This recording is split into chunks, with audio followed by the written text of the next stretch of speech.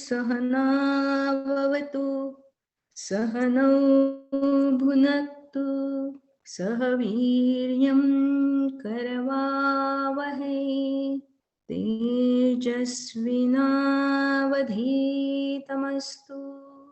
मा विद्विषावहै। ओम शांति शांति शांति। गुरुर्ब्रह्मा गुरुर्विष्णु गुरुर्देवो महेश्वरा गुरु साक्षात् परब्रह्म तस्मै श्री गुरवे नमः। तस्मै श्री गुरवे नमः। तस्मै श्री गुरवे नमः। अलंकापुरी पुण्यभूमी पवित्र तिथे नांदतो ज्ञान राजा सुपात्र तया आठवीता महापुण्य राशी नमस्कार माझा सद्गुरु ज्ञानेश्वरासी।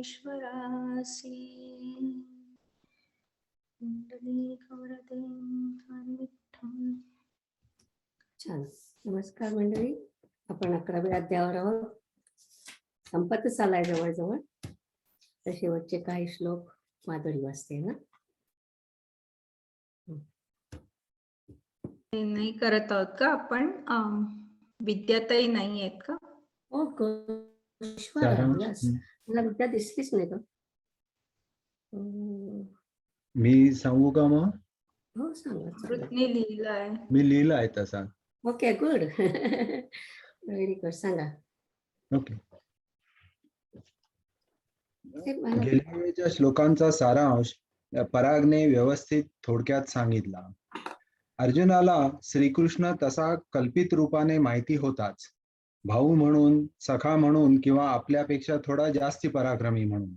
पण कुरुक्षेत्रावर आतापर्यंत म्हणजे 10व्या अध्यायापर्यंत तो गुरुरूपात सापडला आणि त्याने श्रीकृष्णास आपले खरे स्वरूप दाखवण्याची इच्छा सांगितली.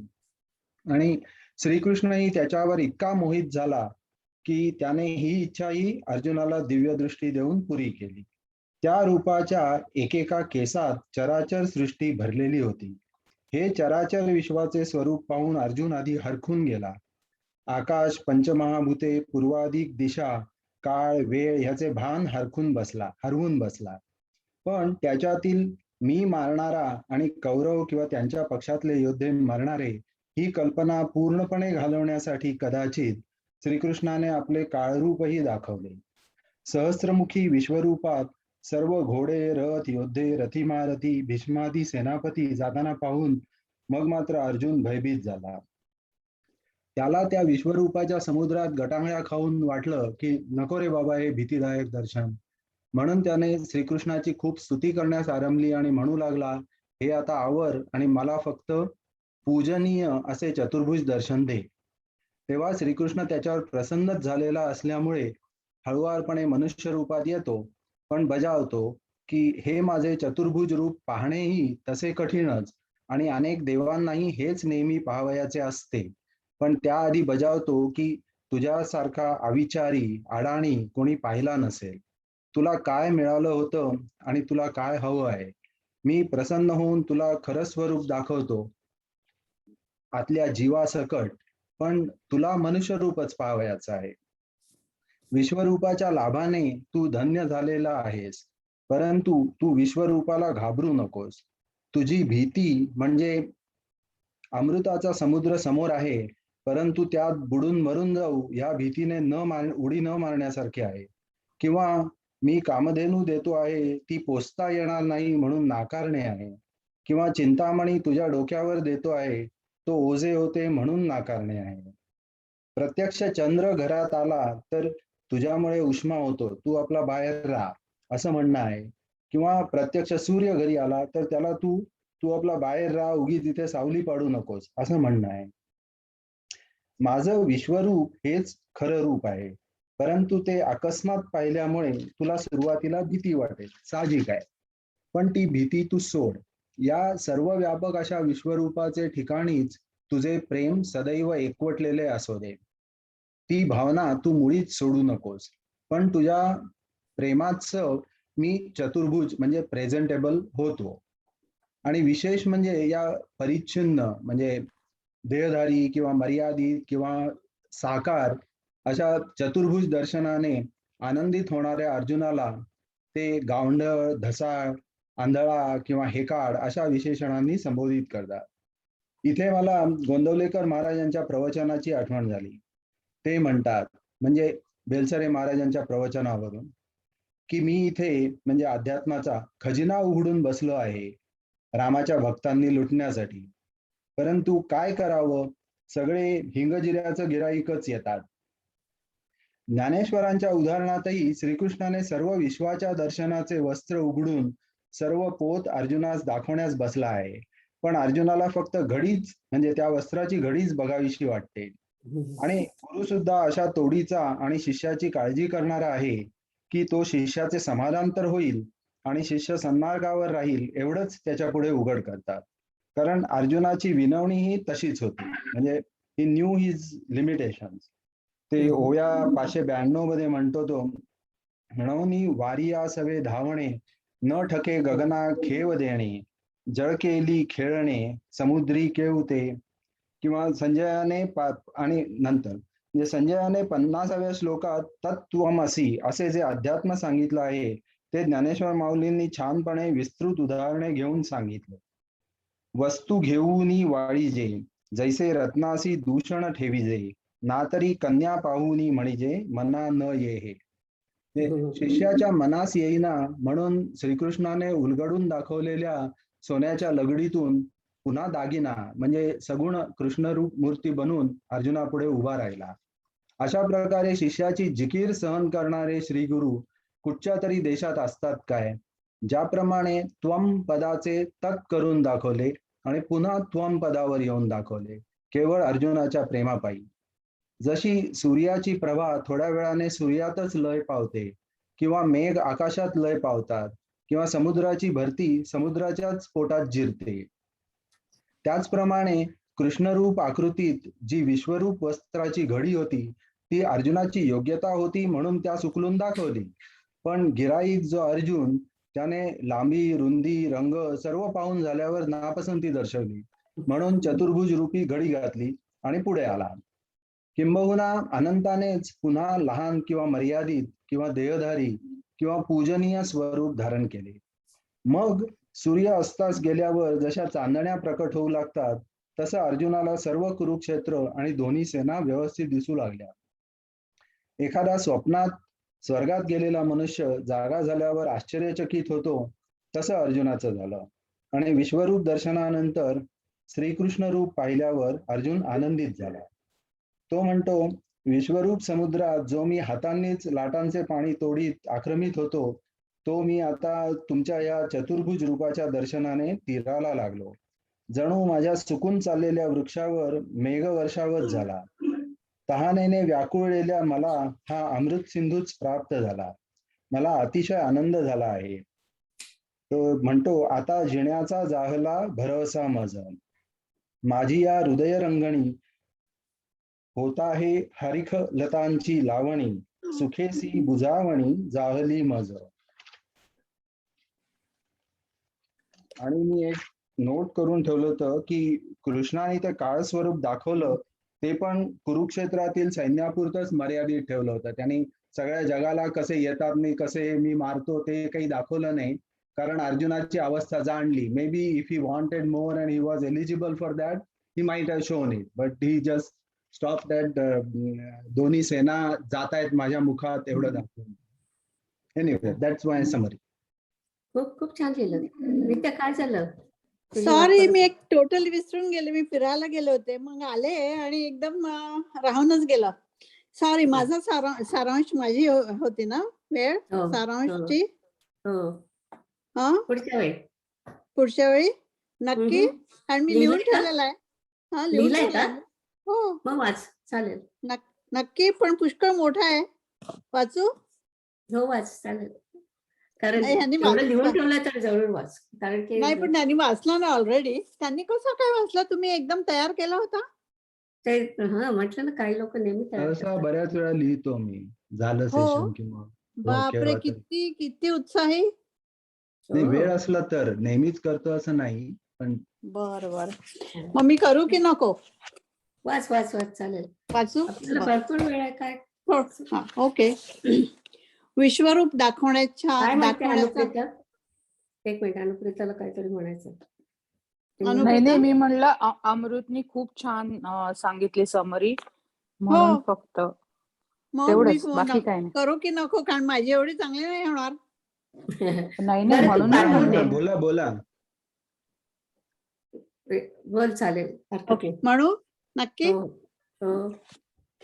विश्वरूप दाखवण्याचा अर्जुनाचा लढिवाळ हट्ट श्री भगवान श्रीकृष्णाने त्यांच्या अपेक्षापेक्षाही जास्त पूर्ण केल्यामुळे आनंदित झालेला अर्जुन म्हणतो, हे देवा, कल्पवृक्ष अंगणामध्ये लावावेत, कामधेनूची वासरे खेळाव्यास द्यावी, फाशांच्या ऐवजी नक्षत्र खेळाव्यास द्यावी आणि चेंडूच्या ऐवजी चंद्र द्यावा, असा तू माझा विश्वरूप दर्शनाचा हट्ट पूर्ण केला. माझे लाड पुरवून स्वामी तुम्ही मला कृतकृत्य केले आहे. जे शंकराने विष्णूने कानांनीही ऐकलं नाही ते विश्वरूप आपण मला दाखवले. उपनिषद देखील ज्यांचे दर्शन होत नाही ती गोष्ट तुम्ही माझ्यासाठी उघड केलीत. विश्वरूप डोळ्यांनी प्रत्यक्ष पाहावे ही मागणी करायला मी धजलो आणि हे आपले विश्वरूप तुम्ही माझ्या डोळ्यांना प्रत्यक्ष दाखवले, त्यामुळे माझे मन आनंदाने भरून आले आहे. परंतु आता माझ्या मनात तुमचे सानिध्य भोगावे आणि प्रेमाने आलिंगन द्यावे अशी इच्छा निर्माण झाली आहे. पण तेच त्या रूपात करू म्हटले तर तुमच्या कोणत्याही मुखाबरोबर बोलावे आणि कुठल्या देहाला आलिंगन द्यावे. सॉरी, तुझ्या स्वरूपाला अंतपार नाही. जसे वाऱ्याबरोबर जलद धावणे शक्य नाही, आकाशाला आलिंगन देता येणार नाही, विशाल सागरामध्ये जलक्रीडा करणे शक्य नाही, त्याकरता देवा तुझ्या विराट विश्वरूपापासून भीती निर्माण झालेली आहे. त्यामुळे हे विशाल पसरलेले विश्वरूप आवरून घ्यावे आणि पूर्वीचे रूप दाखवण्याची इच्छा पूर्ण करावी. चराचरांचे अवलोकन गेल्यावर पुन्हा जसे घरीच परतावेसे वाटते तसे तुझे विश्वरूप पाहिल्यानंतर आता विश्रांतीसाठी मला पुन्हा पूर्वीचे चतुर्भुज रूप पाहावेसे असे वाटते. योगांचा अभ्यास, अनेक प्रकारचे यज्ञ, सकल तीर्थयात्रा आणि दान इत्यादी पूर्ण कर्मे केल्यावर त्यांच्या फळामध्ये तुझे चतुर्भुज रूप दर्शन हेच मुख्य फळ होय. मला त्या रूपाविषयी आवड आहे आणि तेच बघण्याची घाई झाली आहे. हे देवा, माझी ही तळमळ आपण लवकर दूर करून मला प्रसन्न करावे. श्री भगवान श्रीकृष्णाची स्तुती करत असताना अर्जुन म्हणतो, हे देवा, तुझे रूप अंगकांती नीलकमलासारखे रंगवणारे, इंद्रतील रत्नाला नीलवर्णाचे तेज दाखवणारे आहे. ज्याप्रमाणे पाचूला सुगंध सुटावा किंवा आनंदाला हात फुटावे, त्याप्रमाणे प्रभूच्या मांडीवर खेळण्यामुळे मदनाला शोभा प्राप्त झाली. प्रभूने धारण केल्यामुळे मुकुटाला शोभा प्राप्त झाली. स्वामी, तुमचे शोभिवंत रूप पाहण्यासाठी मी उत्कंठित झालो आहे. अगाध विश्वरूपाचे सुख सोहळे भोगून माझे डोळे निवले आहेत. आता सगुणाकार नयनरम्य साकार श्रीकृष्ण रूप पाहण्यास मी उत्सुक झालो आहे. त्या रूपाशिवाय माझे डोळे इतर रूपांना क्षुद्र मानतात, म्हणून पूर्वी सारखा साकार हो. हे अर्जुनाचे बोलणं ऐकून विश्वरूप भगवंतांना अतिशय आश्चर्य वाटले. ते म्हणाले, Arjuna, are you ever going to be happy? तुझ्यासारखा विचार मी आजवर कधीच पाहिला नाही. तुला हा लाभ झाला असताना तिच्या प्राप्तीचा आनंदाऐवजी भीतीने हे काही खोरासारखे काय बोलतोस? आज तुझ्यासाठी जीवाचे समुदाय एकत्र करून हे एवढं विश्वरूप विशाल रूप धारण केलंय. तुझ्या प्रेमभक्तीमुळे कधी कुठल्याही भक्ताला न दाखवलेले हे रूप मी त्याची ध्वजा उभारली आहे. हे स्वरूप सर्व अमर्याद वस्तूंपेक्षाही अमर्यादित आहे. त्या स्वरूपाला अंत नाही. ते स्वरूपापासून ढळत नाही. ते सर्वांचे मूळ आहे. हे अर्जुना, तुझ्यापासून पूर्वी हे कोणीही पाहिले नाही किंवा ऐकले नाही. वेदांनी मौन धारण केले, यज्ञ स्वर्गापासून परत आले, साधक योग अभ्यासापासून दूर झाले आणि अध्ययन करणाऱ्यांनाही या विश्वरूपाचे येणे सुलभ नाही. असे हे विश्वरूप तू अनायसे पाहिले, तसे मनुष्य लोकांमध्ये कोणालाही साधनाने सुद्धा ते पाहायला मिळाले नाही. परमेश्वर श्रेष्ठ ब्रह्मदेवाच्या अंगी नाही एवढे तुझे भाग्य आहे. म्हणून तू या दर्शनाने धन्य झाला आहेस हे जाण. या विश्वरूपाची भीती बाळगू नको. अमृताचा भरलेला सागर कोणा एकाला अकस्मात स्नान करण्यासाठी प्राप्त झाला तर त्यात आपण बुडून जाऊ म्हणून कोणी त्याचा त्याग करेल का? किंवा सोन्याचा डोंगर दिसल्यावर तो कसा नेता येईल म्हणून तो कोणी सोडून देईल का? श्री ज्ञानेश्वर म्हणतात, श्री ज्ञानेश्वर महाराज विविध उपमाने हा मुद्दा सुंदर मांडतात. चिंतामणीचे ओझे होईल म्हणून कोणी टाकून देईल का? किंवा पोसवत नाही म्हणून मिळालेली कामधेनू कोणी घालवून देईल का? तसेच चांदणे शिंपीत चंद्र घरी आला तर त्यामुळे उष्मा होतो म्हणून त्याला घराबाहेर कोणी घालवून देईल का? तू सावली पाडतो म्हणून पलीकडे जा असे कोणी सूर्याला म्हणेल का? अर्जुना, तू तर अज्ञानीच दिसतो. तुझ्यावर रागवून तरी काय करायचे? अंगाला आलिंगन न देता तू छायेला आलिंगन देत आहेस. माझ्या विश्वरूपाची अनास्था करू नको. ते जरी भयानक आणि विशाल असले तरी चतुर्भुज रूपापेक्षा अधिक खरे आहे हे निश्चित. तुझे प्रेम माझ्या विश्वरूपाचे ठिकाणी कायम ठेव आणि माझे पुन्हा पुन्हा म्हणणे विसरू नको. हे विश्वरूप तू कधी पाहिले नाही म्हणून घाबरला आहेस. त्या भीतीचा त्याग कर आणि त्यावर अखंड प्रेम कर. पुढे भगवान श्रीकृष्ण म्हणाले, अर्जुन, तुझ्या म्हणण्याप्रमाणे मी आता पूर्वीचे रूप धारण करतो. अर्जुनाविषयी श्रीकृष्णाचे प्रेम होते ते आश्चर्यकारकच म्हणायचे. श्रीकृष्ण म्हणजे उघडा मोक्ष. ते विश्वरूपाचे सर्वस्व त्यांनी अर्जुनाच्या हातात दिले तरी त्याला ते आवडले नाही. अर्जुनाच्या या प्रवृत्तीची ज्ञानेश्वर महाराजांनी अतिशय चपखलपणे उपमा देऊन सांगितले. एखादी वस्तू विकत घेऊन ती टाकून द्यावी किंवा उत्तम रत्नाला दोष देवत राहावे. कन्येला पाहून नंतर विचारपूस करून नंतर नाकारावे किंवा अमृतने सांगितलं तसे गिराहिकाने पुष्कळ कपडे दाखवायला लावावे आणि मग काहीतरी चोखंदळपणा करून ते नाकारावे. तशीच ही हरकत अर्जुनाची होती. आणि हेच शिष्याच्या प्रेमासाठी गुरुने काय त्रास सहन करावे, असे गुरु कुठल्या देशात आढळतील असं संजयला वाटणं साहजिक होतं. अखिल विश्व व्यापून भगवंताने विश्वरूप धारण केले. ते परत कृष्ण रूपात साठवले. सर्वत्र पसरलेला सूर्याचा प्रकाश अस्ताच्या वेळी सूर्यबिंबात येतो. प्रचंड वृक्षाचा आकार बीजकणात साठवला जातो. गिराहिकाने वस्त्र उलगडून दाखवलेले ते सांगितलं मी. ते हे पाहून अर्जुनाच्या मनात परम संतोष निर्माण झाला आणि काळाला जसे समुद्र पोहून पार करावे तसे त्याला वाटले. सूर्य मावळल्यावर तारे दिसावे तसे अर्जुन जिवंत लोकांसहित पृथ्वीवर परत आला. त्यावेळी त्याला तेच कुरुक्षेत्र आणि सर्व जसेच्या तसं दिसलं. प्रभूचे पूर्ववत स्वरूप पाहिल्यावर अर्जुन म्हणाला, महाराज, मी वाचलो असे मला वाटते.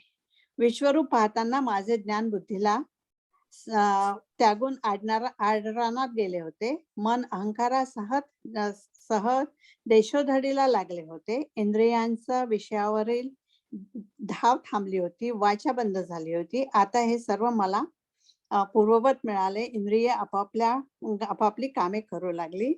तुमच्या मनुष्य रूपाच्या दर्शनाने अर्जुन अंतर्यामी सुखी झाला.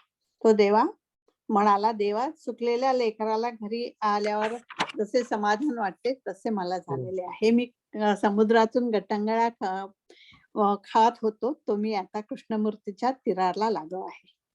म्हणजे ही त्याची हे नव्हती का, पात्रता नव्हती, आणि त्याला सहज मिळालं म्हणून त्याने व्हॅल्यू केली नाही.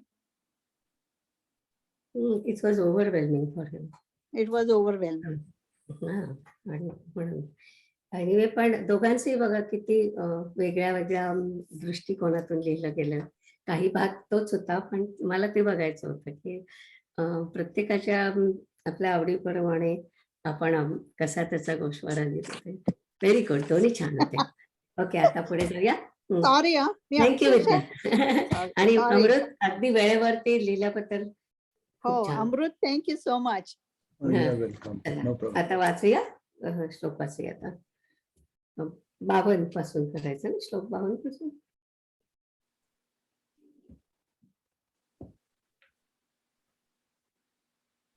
त्रेपन्न, 54, 55. 52, 53, 54. अच्छा, 52, 53, 54 असे आहेत का? मला वाटलं 53, 54, 55 आहेत.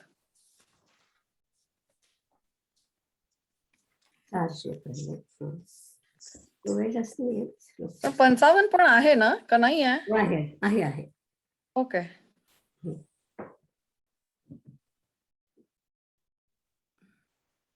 श्री भगवान वाच. मग मी हा श्लोक वाचलाच नाही ऍक्च्युली, पण ठीक आहे. सुदुर्द दर्शमिदम मिदम रूपम दृष्टवानसीयन मम देवा अप्यस्य रूपस्य नित्यम दर्शकांक्षिणः. श्री कृष्ण म्हणाले, महत् प्रयासानेही दिसण्याला कठीण असे जे हे माझे रूप तू पाहिलेस, त्या रूपाचे दर्शन घेण्यासाठी देव देखील नित्य उत्सुक आहेत.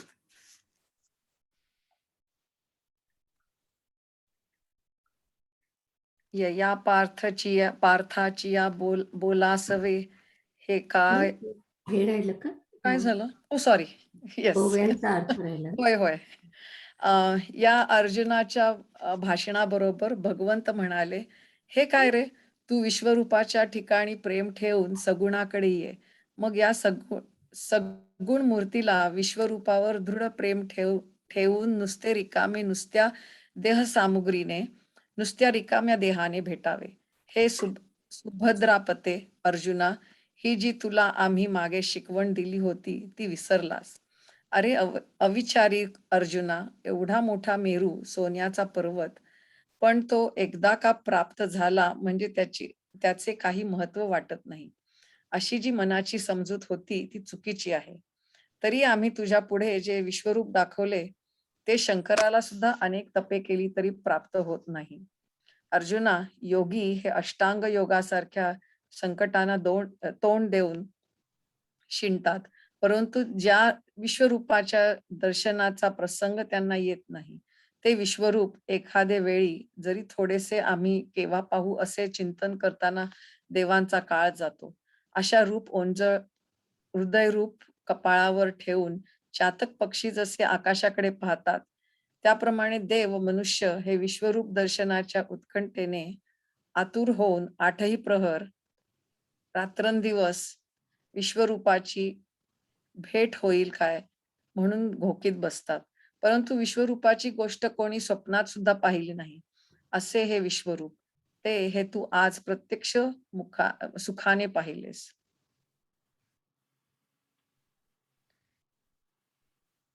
यया पार्थची ये बोलासवे, हे काय गा म्हणितले देवे, तुवा प्रेम ठेवून यावे विश्वरूपी की. मग इये श्रीमूर्ती, भेटावे सडी आयती, ते शिकवण सुभद्रापती विसरलासी. अगा आंधळिया अर्जुना, हाता आलिया मेरुही होयसाना, ऐसा आथी मना चुकीचा भावो.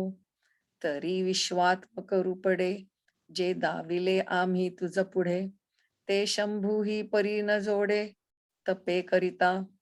आणि अष्टांगादि संकटी, योगी शिणता ती किरीटी, परी अवसरू नाही भेटी जयाची ये.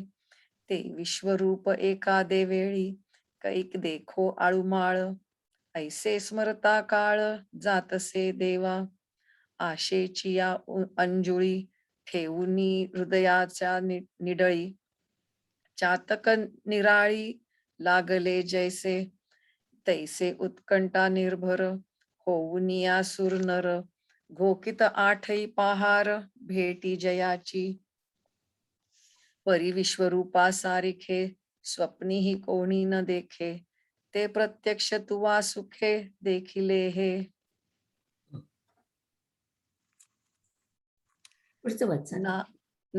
नाहम वैदैर्न तपसा, न दानेन चेज्जया, शक्यम एवं विधो दृष्टम, दृष्टवानसि मा यथा. द्रष्टवानसि मा यथा.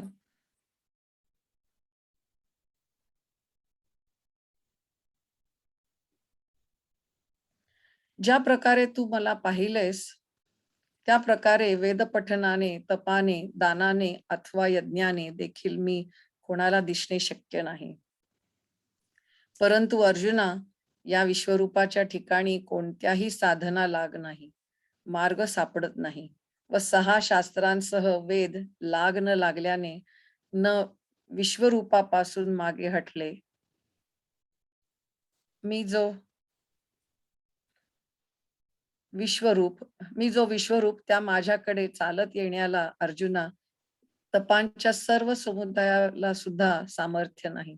आणि तू जसा विस्ताराने मला पाहिलेस तसा मी दानांनी दिसण्यास खरोखर कठीण असून यज्ञांनी मी तसा पाहण्यास सापडत नाही. तू ज्या विस्ताराने मला पाहिलेस तसाच मी एकाच प्रकाराने मार्गाने पाहाव्यास सापडतो, व तो प्रकार हाच की जर भक्ती येऊन चित्ताला वरील तरच मी पाहाव्यास सापडतो, हे लक्षात ठेव. पै उपायासी वाटा, न वाहती एक सुभटा, साही सहित वोहटा वाहिला वेदी. मज विश्वरूपाची या मोहरा, चालावया धनुर्धरा, तपांची या ही सर्व भारा नव्हेची लागू. आणि दाना कीरका नडे, मी यज्ञी ही तैसा न सापडे, जैसे नी कासुर वाडे देखिला तुवा.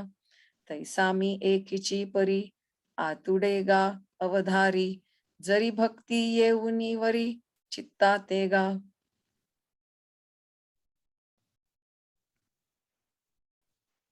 भक्त्या त्वनन्य या शक्या, महमेव विधोर्जुन.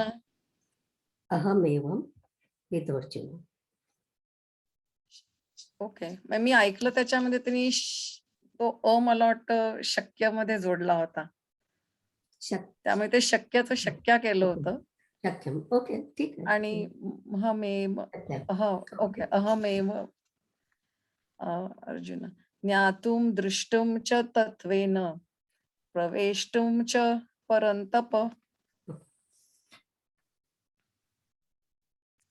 पण हे अर्जुना, अशा स्वरूपाचा जो मी, त्या मला हे अनन्य भक्तीच्या योगाने तत्वतः जाणणे, पाहणे आणि माझ्यामध्ये लीन होणे शक्य आहे. परंतु तीच भक्ती अशी की पावसाच्या वृष्टीस पृथ्वी वाचून जशी निराळी गतीच ठाऊक नसते, तशी म्हणजे त्या भक्तीला मज वाचून दुसरा विषयच नाही अशी. अथवा सर्व जलरूप संपत्ती घेऊन भागीरथी जशी समुद्राचा शोध करीत करीत एकनिष्ठेने समुद्रास मिळून पुन्हा मिळतच आहे, त्याप्रमाणे सर्व भावांच्या समुदायासह अनावर प्रेम मद्रूप होऊन एकसारखे माझ्यामध्ये प्रवेश करते.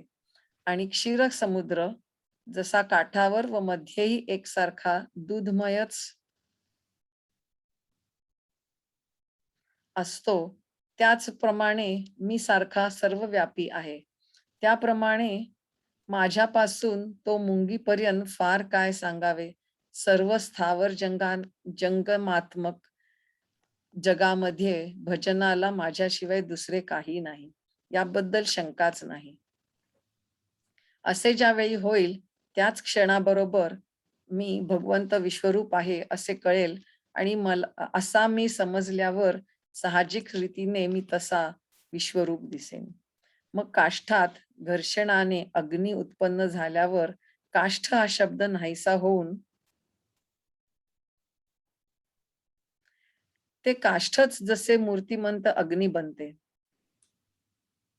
अथवा जोपर्यंत सूर्याने उदय केला नाही तोपर्यंत आकाशच अंधार होऊन असते. मग सूर्योदय झाल्यावर ते आकाशच एकसारखे प्रकाश होते. त्याप्रमाणे माझे प्रत्यक्ष दर्शन झाल्यावर अहंकाराची येरझार संपते आणि अहंकाराचा नाश झाल्यावर द्वैत जाते, हे लक्षात ठेव. मग मी तो आणि सर्व विश्व हे एक मीच स्वभावता आहे.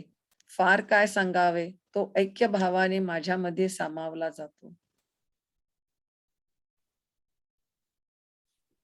परितेची भक्ती ऐसी, पर्जन्याची सुटिका जैसी, धारा वाचुनी अनारिसी गतीची नेणे, का सकळ जळ संपत्ती घेऊनी समुद्राते गिवसती, गंगा जैसी अनन्य गती मिळालीची मिळे, तैसे सर्व भाव संभारे न धरत प्रेम एकसरे, मजमाची संचरे मीची होऊनी, आणि तेवीची मी ऐसा, थडिये माझारी सरिसा, क्षीराब्दी का जैसा क्षीराचाची, तैसे मजला गुनी मुंगीवरी, किंबहुना चराचरी, भजनासी का दुसरी भ्रांती नाही, तयाची क्षणासवे, एवं विधमी जाणवे, जाणितला तरी स्वभावे दृष्ट होय, मग इंधनी अग्नी उद्दीपे, आणि इंधन हे भाष भारपे, ते अग्नीची होनी आरोपे मूर्त जेवी, का उदय न की जे तेजाकारी कारे, तव गगनची होनी असे अंधारे, मग उदयलिया एकसरे प्रकाशू होय, तैसे माझा साक्षात्कारी, ऐसे सरे अहंकाराची वारी, अहंकार लोपी अवधारी द्वैत जाय, मग मी तो हे आघवे एकमीची आथी स्वभावे, किंबहुना सामावे समरसे तो. या ठिकाणी आपण म्हटलं ना की अद्वैताचे दोन भाग आहेत, एक म्हणजे अहम ब्रह्मास्मी आणि दुसरं ईशावास्य एकदम सर्व, म्हणजे सगळीकडेच परमेश्वर आहे. तर हा जो दुसरा भाग आहे तो त्यांनी याच्यात घेतलाय. आणि आता तू जे वाचलं सुरुवातीपासून ते सगळं आता पुढच्या भक्तीच्या अध्यायाची प्रस्तावनेसारखं आहे की भक्ती किती महत्वाची आहे इथपासून सुरू होतं.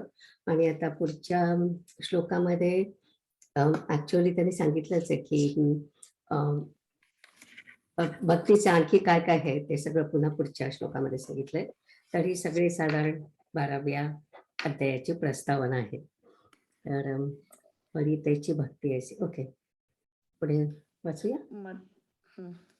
मत कर्म कृन्मत परमो मद भक्त संगवर्णित निर्वैर सॉरी संग वर्जित वर्णित वर्जित जय सॉरी वर्जित मी लिहिलेलं वाचते त्यामुळे माझं अक्षर मला कळत नाही आहे. निर्वैर सर्वभूतेषु यः स मामेति पांडव.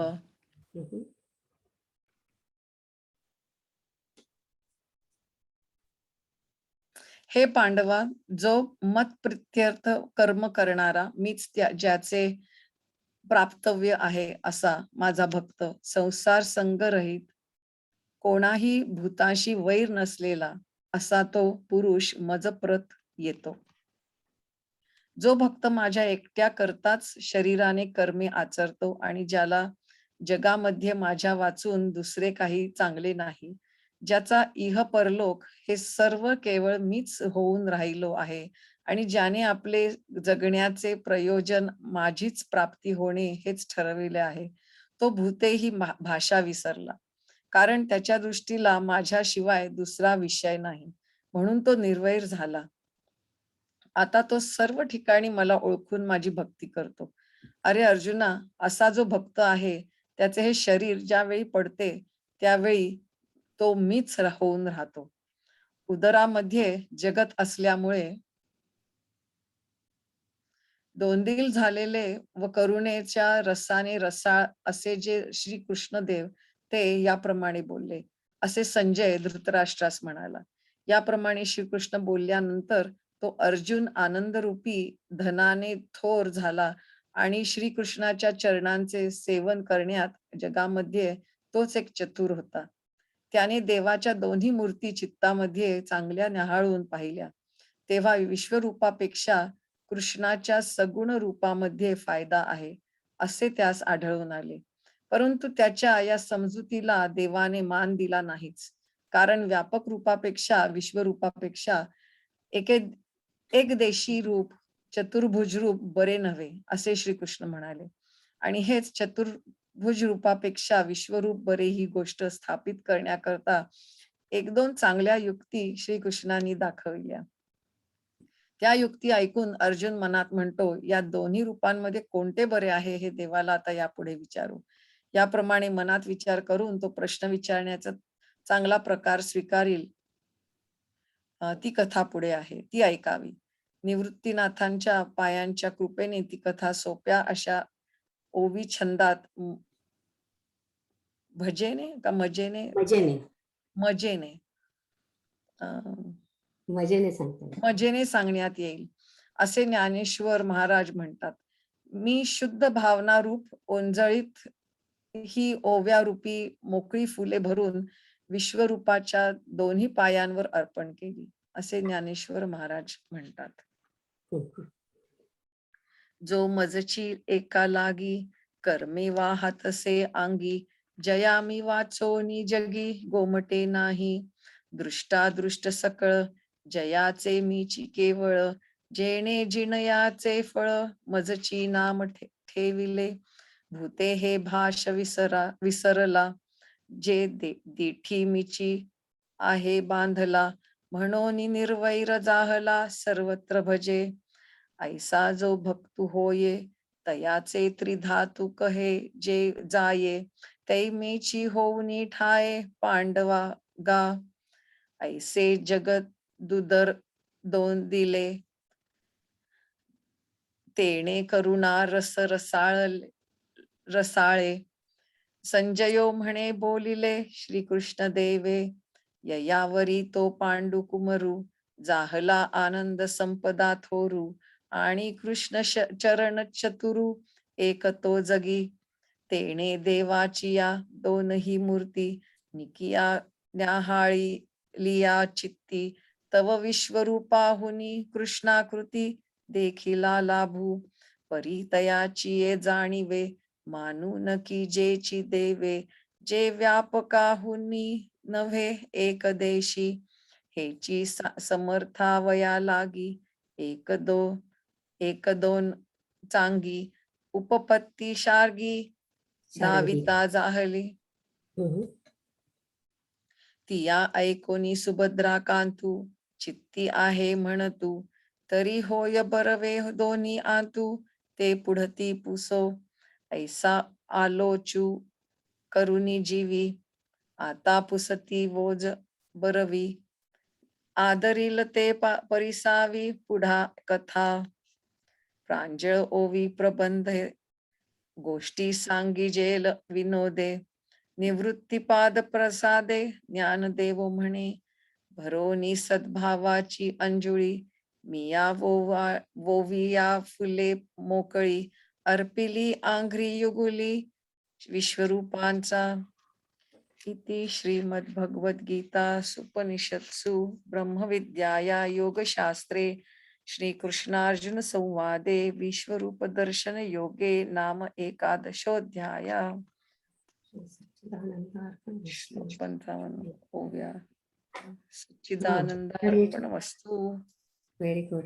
याच्यात फक्त मला एकच सांगायचंय की इथे त्यांनी जे म्हटलंय ना, विश्वरूपाच्या बाबतीत म्हटलं रे, व्यापक रूप म्हणजे विश्वरूप आणि एकदशी रूप म्हणजे चतुर्भुज रूप. एकदशी म्हणजे एका देहात राहणार, ते एकात राहतं म्हणून. आणि हा शब्द बरेच वेळा येतो, तर म्हणून मी तो नोट केला की एकदशी म्हणजे एका देहात राहणार. आणखीन विश्वरूपाला त्यांनी व्यापक रूप असं म्हटलेलं आहे.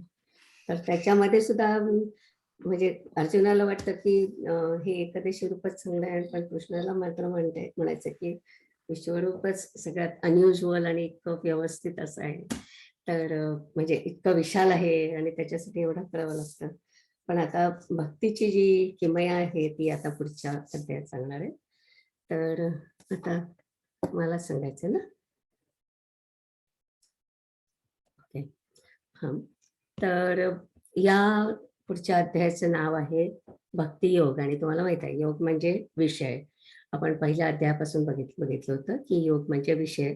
तर या अध्यायाचा विषय भक्ती आहे.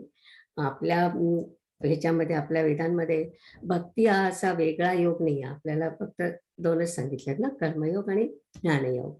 आणि ज्ञानयोग, कर्मयोगाचाच भाग भक्ती योग आहे. पण ज्ञानात सुद्धा भक्ती लागते. असं नाही आहे की तुम्हाला भक्तीशिवाय कुठेच होऊ शकतं असं. तर याच्यामध्ये आपण आतापर्यंत आपण पाहिलं की गीतेच्या 3 भागापैकी मधला भाग तत्पदावर म्हणजे ईश्वर रूपावर आहे. तर ईश्वराचं ब्रह्म म्हणून, सृष्टीकर्ता रूप म्हणून आपण आधी पाहिलं 7व्या अध्यायात मला वाटतं. नंतर क्षर अक्षर पाहिलं आपण, नंतर विभूती रूप पाहिलं, नंतर विश्वरूप पाहिलं. असं करत करत आपण आता 12व्या अध्यायावर आलं होतं. तर 12व्यात भक्तीची व्याख्या आहे. 12वा अध्याय आहे तो भक्तीबद्दल आहे. आणि भक्तीची व्याख्या आहे, भक्ती म्हणजे प्रेम, आदर आणि कृतज्ञता. प्रेम प्लस आदर प्लस कृतज्ञता, अशी आपल्या भक्तीची व्याख्या केली आहे. तर अनोळखी व्यक्तीवर आपली भक्ती किंवा प्रेम असू शकत नाही. आणि म्हणूनच ईश्वरावर प्रेम व भक्ती जोडण्यासाठी भगवान कृष्णाने आधी ईश्वराची गेल्या 5 अध्यायामध्ये आपल्याला वेगवेगळ्या प्रकाराने ओळख करून दिली. आणि म्हणजे मग आता आपलं ईश्वरावर प्रेम बसू शकतं. या छोट्याशा 20 श्लोकांच्या अध्यायामध्ये वेदाचं सार आहे असं समजलं जातं. विशेषतः श्लोक 20 येतु धर्म अमृतम इदम, हा हे महत्वाचं असं समजलं जातं. आणि हा अध्याय समजायला तसं सोपं आहे, कारण की भक्ती मार्गच अवलंबण्यासाठी सोपा आहे, नाही का. तर म्हणून हा अध्याय लोकप्रिय पण आहे. विशेषतः वारकरी समाजात हा खूप जास्त प्रिय आहे. बरोबर आहे माधवी? आणि या अध्यायाच्या अभ्यासाने भक्तीबद्दलचे आपले सर्व गैरसमज दूर होतील असं स्वामी परमार्थानंद म्हणतात. श्लोक 1 ते 12 मध्ये भक्तीबद्दल आणि पुढच्या श्लोकांमध्ये भक्तीच्या फळाबद्दल त्यांनी सांगितलंय. तर भक्ती हा अध्यायाचा विषय आहे. पण म्हणून कधी कधी असा गैरसमज होतो की भक्ती हा वेगळा योग आहे का. पण 3ऱ्या अध्यायात आपल्याला सांगितलं होतं की 2च निष्ठा आहेत. निष्ठा म्हणजे जीवन पद्धती, लोकेस्मिन् द्विविधा निष्ठा. एक तर तुम्ही कर्म कराल नाही तर कर्म टाकाल. कर्म केलं तर तो कर्मयोग झाला, कर्म टाकलं तर तो ज्ञानयोग झाला. पण दोन्हीतही भक्ती लागते. तर मागच्या अध्यायामध्ये आपण विश्वरूप म्हणजेच ईश्वराचं रूप पाहिलं. मग अर्जुनाला प्रश्न पडला की कोणतं रूप श्रेष्ठ, विश्वरूप की चतुर्भुज सगुण रूप. आणि त्याआधी 8व्या अध्यायाच्या 21व्या श्लोकात त्यांनी म्हटलंच होतं की निर्गुण भक्ती सर्वात श्रेष्ठ असं कृष्णाने सांगितलं होतं. पण म्हणून अर्जुन आणखीनच गोंधळला. आता विचारतोय सगुण ध्यान चांगलं का निर्गुण ध्यान चांगलं, कोणता उपासक श्रेष्ठ, सगुण का निर्गुण. आणि या अध्यायात चतुर्भुज कृष्णाला एकादशी म्हटलंय, म्हणजेच एका ठिकाणी असणारा एका देहात. आपण ते आत्ताच बघितलं होतं. तर हा प्रश्न आधीच्या अर्जुनाच्या प्रश्नांपेक्षा वेगळा आहे का? तर नाही. कर्मयोगी सगुण उपासना करतात, ज्ञानयोगी ज्ञानाच्या वाटेने जाऊन निर्गुण उपासना करतात. आणि त्यावेळेस कृष्णाने जसं सांगितलं होतं की दोन्ही मार्ग चांगलेच आहे, शेवटी तुम्ही त्याच तुमचं जे काय उद्दिष्ट असतं त्या उद्दिष्टाला जाऊन पोहोचता. तसंच कृष्णाने या पण अध्यायात डिप्लोमॅटिकच उत्तर दिलंय की सगुण किंवा निर्गुण, जे भक्त आपल्या अनन्य भावाने माझी भक्ती करतात ते श्रेष्ठ भक्त. मग तुम्ही सगुणाची करा किंवा निर्गुणाची करा. निर्गुणाचं साधना असते, सगुणाची उपासना असते. तर सगुणापासून सुरुवात केली तरी शेवटी अद्वैत झालं की तेच तत्व निर्गुण तत्व होतं, नाही का. आणि त्याला म्हणजे तिथपासून तुम्हाला एकदा ती स्टेज आली की ती निर्गुण भक्ती होते.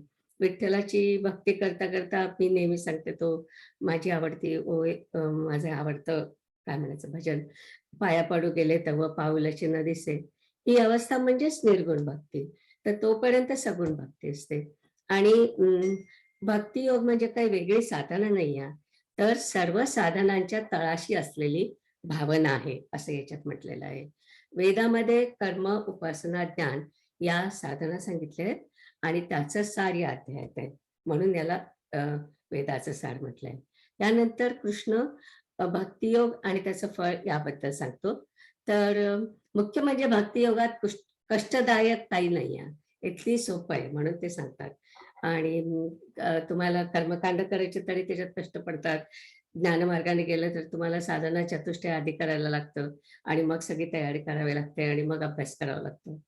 भक्ती मार्ग म्हणजे भक्तीचं जे आहे ते सगळ्यात सोपं आहे. त्याच्यामध्ये काय करायला पाहिजे? पहिली गोष्ट निष्कामपणे स्वकर्म करायचं आणि ते कर्म ईश्वरार्पण बुद्धीने ईश्वराला अर्पण करायचं. आणि मग तुम्ही असं केलं की त्या भक्ताच्या योगक्षेमाचा भार श्रीकृष्ण म्हणतात मी स्वतःवर घेतो. योगक्षेम याच्यातलं योग म्हणजे मिळवणं आणि क्षेम म्हणजे सांभाळ करणं. तर तुम्हाला आवश्यक असणाऱ्या सगळ्या गोष्टी मिळवायच्या असतात आणि मग सांभाळायच्या असतात, ते योगक्षेम. तर भगवान म्हणतात मी त्या माझ्या भक्तांना याच्याबद्दल मदत करतो. आणि यात सांगितलं आहे ते म्हणजे सर्व भूते हिते, म्हणजे मी फक्त स्वतःच कर्म हे जे संत असतात हे करत नाहीत, तर सर्व भूत यांना समान मानतात आणि त्यांच्या हितासाठी पण रममाण होतात. म्हणजे जे कोणी खरे भक्त असतात ते स्वतःपुरतं बघत नाही, ते सगळ्यांच्या हिताचं जे काय असेल ते करतात. तर पहिल्यांदा सांगितलं स्वकर्म, निष्कामपणे स्वकर्म करणे आणि ईश्वरार्पण बुद्धीने करणे. आणि मग त्यातली मी दुसरी पायरी सांगितली की योगक्षेमाचा भार ईश्वरावर टाकायचा.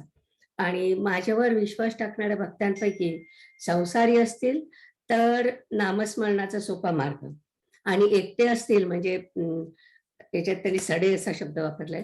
सडे म्हणजे जे कोणी संन्यासी किंवा अशा असतील त्यांना ध्यान मार्ग दाखवून त्यांचा मी उद्धार करतो. आणि मग अर्जुन भगवानाला म्हणतात की अर्जुनाला भगवान म्हणतात की मग अर्जुना तू भक्ती मार्गाचा अवलंब कर. भक्ती मार्गाचा म्हणजे तुझी जी भक्ती आहे ती कायम ठेव. तर जेव्हा तुम्ही कुटुंबाच्या योगक्षेमाचा विचार करता तेव्हा मनात तुमच्या सतत तेच विचार असतात. म्हणून जर का तो भार तुम्ही ईश्वरावर सोपवला तर तुमचं मन उपासनेसाठी स्थिर होईल. त्याच्यानंतरची तिसरी पायरी त्यांनी सांगितलं की सतत उपासना करायची किंवा उपासनेवर भर द्यायचा. इथे भक्त अंतर्मुख होतो. सुरुवातीला दिलेलं स्वकर्म तो ईश्वरार्पण बुद्धीने करत होता, नंतर तो इतरांसाठी करत होता. सांगितलं ते सर्व भूते हिते म्हणजे इतरांसाठी पण तो सगळं करत होता. पण या दोन्ही वृत्ती बहिर्मुख आहेत, दुसऱ्या बाहेरच्या आहेत. भगवान आत्मरंगी रंगाला जातो ती तिसरी पायरी. आणि हे बदल त्याच्यामध्ये नकळत घडतात.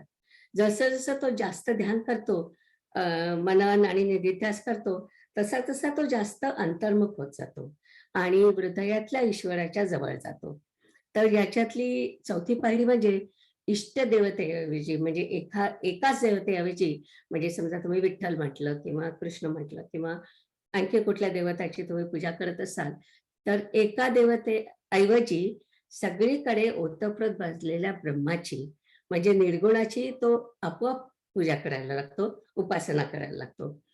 आणि मग आपण मगाशी म्हटलं तसं ईशावास्य इदं सर्वम, सगळंच ब्रह्मरूप त्याला दिसतं. ही पूर्ण ब्रह्मस्थिती भक्ताला प्राप्त होते. परमेश्वराशी ऐक्य झाल्यामुळे, म्हणजे अद्वैताचा अनुभव आल्यानंतर त्याची प्राण्याशी मैत्री होते आणि काही मिळवायचं राहिलं नाही असं त्याला वाटतं. हे सगळं वर्णन करण्यात ज्ञानेश्वर महाराज अगदी रंगून गेले आहेत. आणि जगामध्ये तेच भक्त आणि योगी आहेत. भक्तीचं वर्णन करताना ज्ञानेश्वरांची भक्ती उफाळून आलेली आहे. आणि हे भक्त कोणाला धरायचं, कोणाला मागे ठेवायचं असं काही करत नाहीत. आणि माऊली म्हणतात की म्हणजे असं काही त्यांच्यामध्ये असा हा भेदभाव नसतो की हा माझ्या आवडीचा आहे, हा माझा आवडीचा नाही आहे म्हणून. आणि मग आपण जेव्हा पसायदान म्हणतो तेव्हा आपल्या लक्षातच येतं की माऊलींनी पहिली गोष्ट कुठली मागितली, तर हे खळांची व्यंकटी सांडो, दुष्टांचा दुष्टपणा जाऊ दे, ही त्यांची पहिली प्रार्थना होती. म्हणजे आधी त्यांनी दुसऱ्याचा विचार केला, आधी जे लोक ऍक्च्युअली वाईट आहेत त्यांचा विचार केला की त्यांना चांगली बुद्धी दे, त्यांना सन्मार्गाला लाव. आणि म्हणजे जेव्हा केव्हा मी खरा भक्त, खरा ज्ञानी, खरा योगी अशा प्रकारच्या गोष्टींचा विचार करते, तेव्हा माझ्या पुढे फक्त ज्ञानेश्वर महाराज येतात. आणि कुठल्याही भागाने पाहिलं, एक खरा कवी, मनापासून लिहिणारा कवी, तो सुद्धा ज्ञानेश्वर महाराजच आहे. म्हणून माझी त्यांच्यावरती खूप श्रद्धा आहे, खूप भक्ती आहे. आणि ह्याच्यामध्ये सांगितलं शेवटची पायरी म्हणजे अर्थातच आत्मज्ञान प्राप्ती. आणि मग तिथून ऍक्च्युअली तो ज्ञानयोग सुरू होतो भक्ताचा, भक्त ज्ञानी होतो. आणि त्याचं सविस्तर वर्णन या अध्यायामध्ये केलंय. आणि तुम्हाला माहिती आहे की ज्ञानेश्वरांचा हा आवडता विषय, त्यामुळे आपण हे सगळं एन्जॉय करणार आहोत आता. अगदी खूपच छान, म्हणजे त्यांनी सगळं जे काय लिहिलंय ते खूपच छान आहे. त्या अध्यायात आपण ज्ञाताकडून अज्ञाताकडे, म्हणजे सगुणाकडून निर्गुणाकडे असा प्रवास करतोय. अज्ञान कोणतं, तर आपल्याला वाटतं की आपण अपूर्ण आहोत. आणि हे खूप इंटरेस्टिंग कॉन्सेप्ट आहे की आपल्याला एखादी गोष्ट हवीशी का वाटते, कारण आपल्याकडे ती नाही आहे, किंवा आपल्याला असं वाटतं की त्याच्याशिवाय आपण अपूर्ण आहोत. आणि ही जी अपूर्णत्वाची भावना असते, ती त्या भावनेमुळे आपल्याला वासना किंवा इच्छा होतात, असा एक कॉन्सेप्ट आहे. आणि देवाशी एकरूप झाल्यावर पूर्णत्वाची भावना येते. अहम ब्रह्मास्मी, म्हणजे मी अहम पूर्ण अस्मी. सामान्य माणसामध्ये अपूर्णत्वाची भावना असते. पण आता समजा तुमचं पोट भरलंय, लग्नाच्या ठिकाणी तुम्ही अगदी आवडीचे पदार्थ खाऊन अगदी काठोकाठ पोट भरलंय. मग तुम्हाला समजा कोणी म्हटलं, तुम्हाला खूप आवडतात, थोडे रसगुल्ले घ्या ना. ती आवडीची गोष्ट असली तरी तुम्हाला त्यावेळी इच्छा होत नाही खायची, कारण काय असतं की तृप्त मनाला इच्छा भेडसावत नाही. म्हणून असं सांगतात की देवाशी एकरूपत्व साधलेल्या भक्ताला मनाला चहू बाजूनी तृप्तता असते. आणि मग त्यांच्यामध्ये इच्छा किंवा काम कसं उद्भवेल. अतृप्त वासनेतून काम, क्रोध, मोह हे सगळे षड्रिपू निर्माण होतात. आणि भक्त याच्या पलीकडे जातो. सतत ब्रह्माचा विचार, निधिध्यास म्हणजे ज्ञानयोग. तर अशा तऱ्हेने कर्म, उपासना आणि ज्ञान हे खरं म्हणजे सगळं शेवटी एकत्रच गुंतलं जातं. आणि मग जे आत्मज्ञानी असतात त्यांच्यामध्ये असा काही फरक नसतो की हा भक्त आहे का, हा ज्ञान मार्गाने आलाय का, हा भक्ती मार्गाने आलाय का, हा कर्म मार्गाने आलाय. सगळं शेवटी एकच होतं. आणि 18व्या अध्यायात सांगितलं होतं, भक्त्या मामभिजानाति यावं यच्चास्मि तत्वतः, म्हणजे भक्तीने मी म्हणजे ईश्वर कोण त्याचंच तात्विक ज्ञान होतं. आणि हे ज्ञान झाल्यावरती भक्त मला येऊन मिळतो, असं शेवटच्या 18व्या अध्यायामध्ये सांगितलंय. आणि म्हणूनच लोकमान्य टिळकांनी गीता रहस्यामध्ये म्हटलं आहे की गीतेत आहे तो ज्ञानमूलक भक्तिप्रधान कर्मयोग आहे. मला ते वर्णन खूप आवडतं. कारण म्हणजे त्याचा बेसिस सगळा ज्ञानाचा आहे, आत्मज्ञानाचा, किंवा आपण ह्याच्यात दुसऱ्या अध्यायात पाहिलं सांख्य ज्ञान त्याचं आहे, पण भक्तिप्रधान आहे आणि कर्मयोग त्याच्यामध्ये सांगितलं. तर लोकमान्य टिळकांनी केलेलं वर्णन मला वाटतं सगळ्यात अप्रोप्रिएट आहे. ज्ञानमूलक, भक्तिप्रधान, कर्मयोग आहे. आणि मग आत्मज्ञान झालं की कर्ता, भोक्ता आणि प्रमद. प्रमद म्हणजे समत्व. या तिन्ही पातळीवर आपल्यामध्ये परिवर्तन होत असतं. आणि जेव्हा पूर्ण परिवर्तन होतं त्याला जीवन मुक्ती म्हणतात. तर तिथे ते पण या अध्यायात आलंय. तर आपण ह्या अध्यायात वाचूया. कोणाला वाचायचंय? खरं म्हणजे 9 वाजलेत, एखादा श्लोक होईल मला वाटतं. माझ्यामुळे वेळ झाला. नाही, दॅट्स ऑल राईट.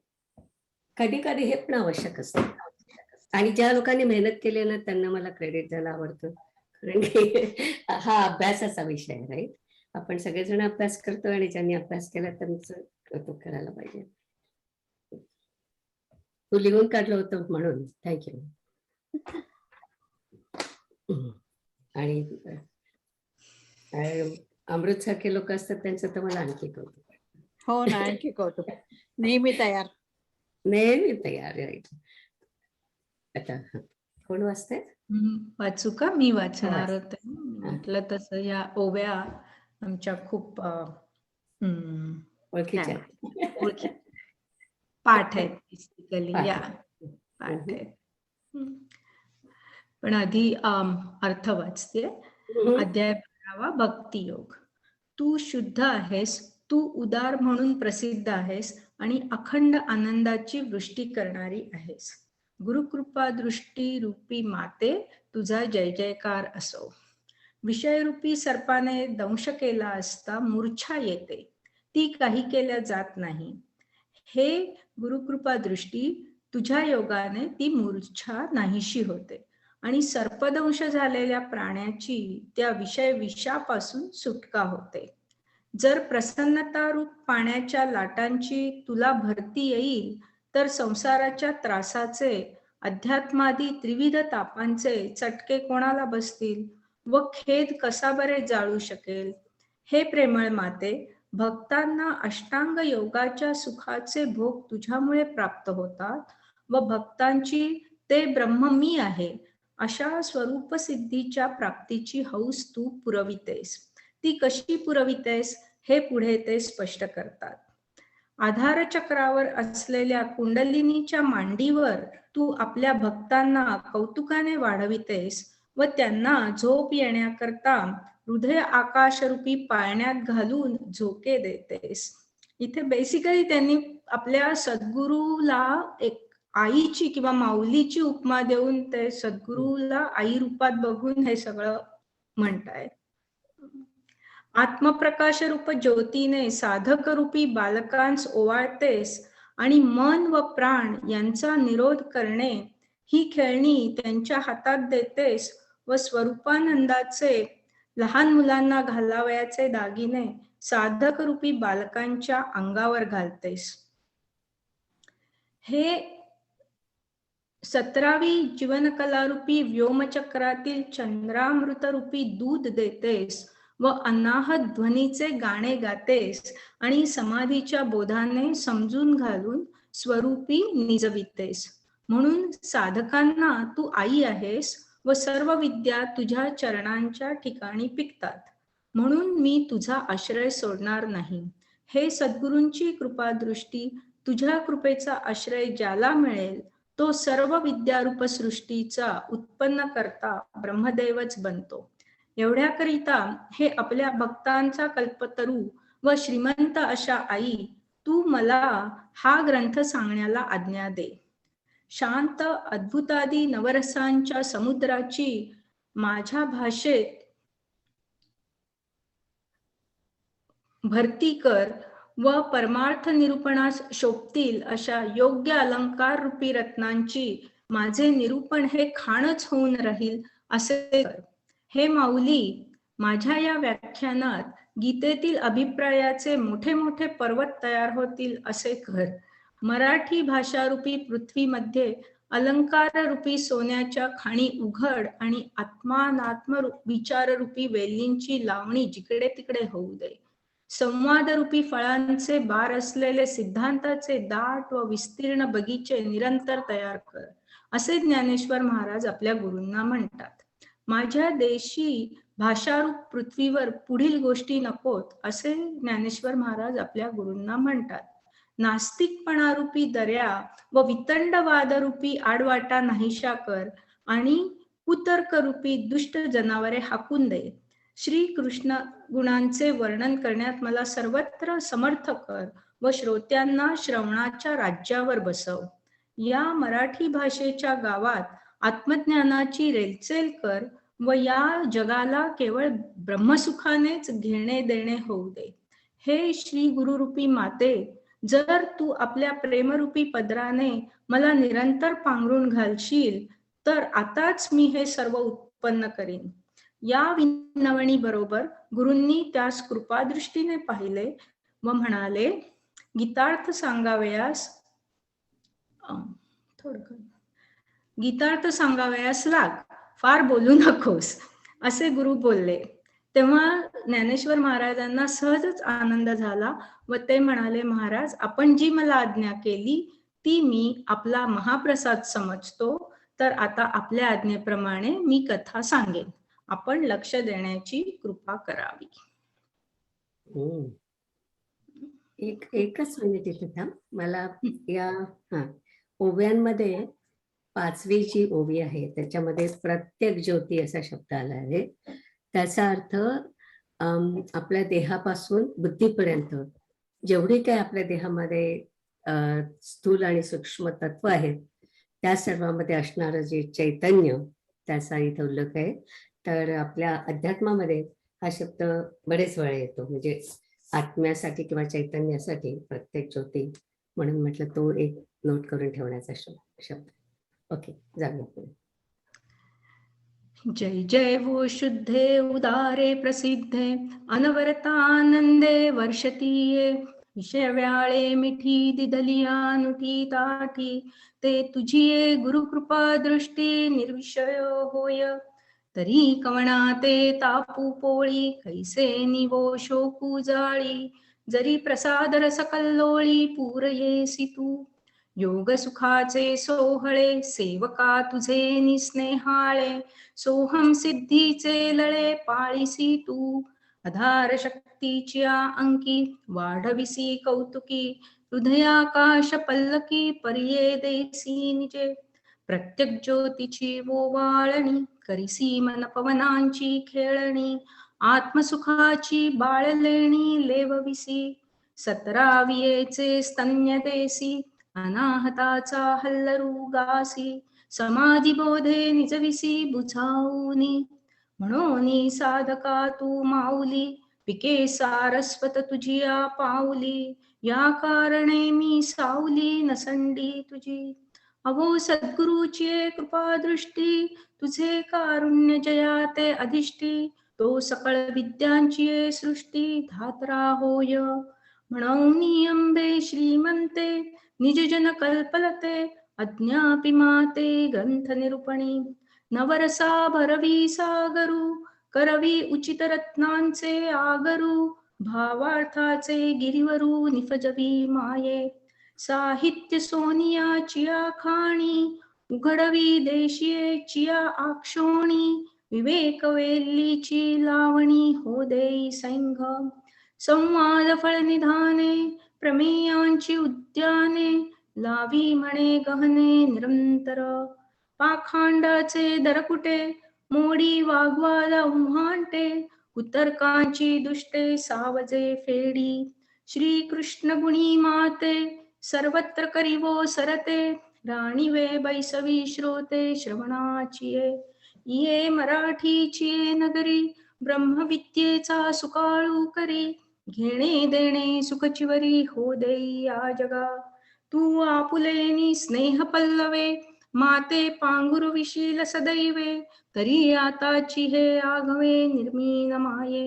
ये विनविण्ये साठी, अवलोकिले गुरुकृपा दृष्टी. म्हणे गीतार्थैसी उठी न बोले बहु, तेथ जी जी महाप्रसादू, म्हणून साविया झाला आनंदू, आता निरोपी न प्रबंधू अवधान दीजे. छान. एखादा होऊ शकतो श्लोक. एक वाचायचा आहे एक श्लोक. बघते त्याच्या किती येतो वेळ.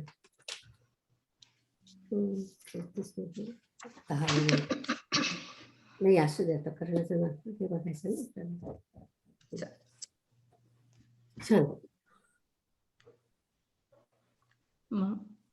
बसायला म्हणूया. आता विश्वादी देवी येणे वाग्यज्ञे तोषावे, तोषो नियामज द्यावे पसाय दानहे. जे त्यांची व्यंकटी सांडो, तया सत्कर्मी रती वाढो, भूता परस्परे पडो मैत्र जीवांचे, दुरितांचे तिमिर जावो, विश्वस्वधर्म सूर्ये पाहो, जो जे वांछील तो ते लाहो प्राणिजात. वर्षत सकळ मंगळी ईश्वर निष्ठांची मांदियाळी, अनवरत भूमंडळी भेट तू भूता. चला कल्पतरूंचे आरव, चेतना चिंतामणीचे गाव, बोलते जे अर्णव पियुषांचे, चंद्रमेजे लांछन मार्तंड जे तापहीन, ते सर्वाही सदा सज्जन सोय रे होतो. किंबहुना सर्वसुखी पूर्ण होऊनी तिही लोकी, भजिदो आदि पुरुखी अखंडित. आणि ग्रंथोपजीव्ये विशेषी लोकीये, दृष्टादृष्ट विजये होवावेजी. येथ म्हणे श्री विश्वेश्वराओ, हा होईल दान पसाओ, येणेवरे ज्ञानदेवो सुखिया झाला, सुखिया झाला, सुखिया झाला. ओम पूर्णमद पूर्णमिदं पूर्णात् पूर्णमुदच्यते, पूर्णस्य पूर्णमादाय पूर्णमेवावशिष्यते. ओम शांती शांती शांती.